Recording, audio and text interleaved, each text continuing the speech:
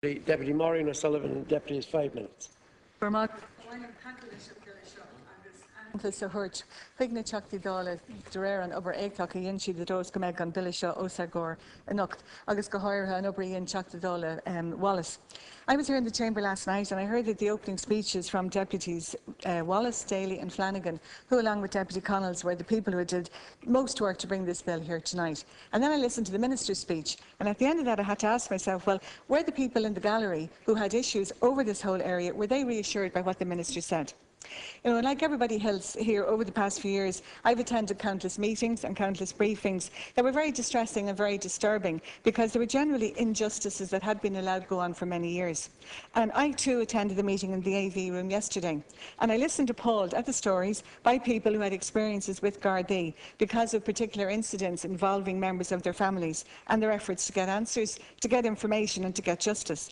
And rather than coming away from their encounters with the system, with the Gardaí, with GSOC, feeling that their voices were heard and that the issues were addressed and justice achieved, their stories were stories of Gardaí investigations being well below professional standards, shortcomings in the Garda conduct, families forced to go to court, even to the Supreme Court, at very considerable expense in order to get information. And they were simply looking for answers to genuine queries about what had happened to them or their loved ones.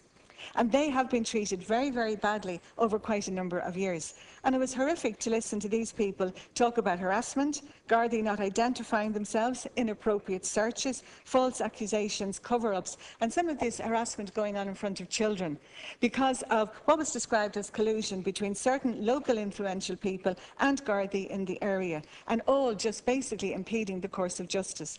And we saw what happened in Donegal, but it has certainly spread to other areas. And just one particular incident I've been involved in myself, trying to get information for a family in the inner city, whose son was murdered, and yes, he was a criminal, but he was their son, and they are entitled to answers about what happened to him, like any parents would.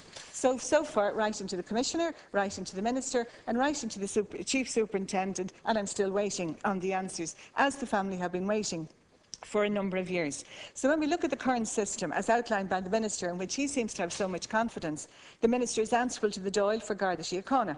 The Garda Commissioner is accounting officer for the Garda Síochána, and in that capacity is liable to appear before the Public Accounts Committee. Whether that's supposed to inspire confidence, I'm not too sure. GSOC will carry out independent investigations into Garda conduct, and the Garda Síochána inspect it. But that system has not worked for the people who told their stories yesterday. It didn't work for Dr O'Flaherty, and it hasn't worked for the family of Father Niall Malloy. In their case, they're waiting over 30 years.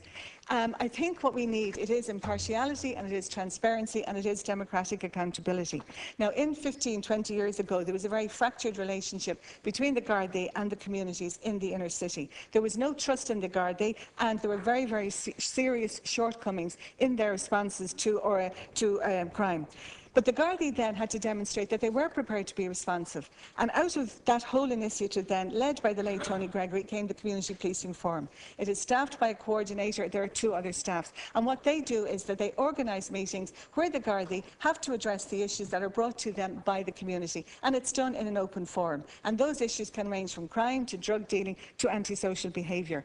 And out of the public forum, there can be meetings in confidential settings, aided by the staff, where the Gardaí have to answer these questions. And I think it has led to a very mutual trust in the Gardaí in that area. And I think what's being proposed in the bill tonight is in the best interest of those hard-working, honourable Gardaí who are equally appalled at what has gone on in certain sections. Thanks, Deputy.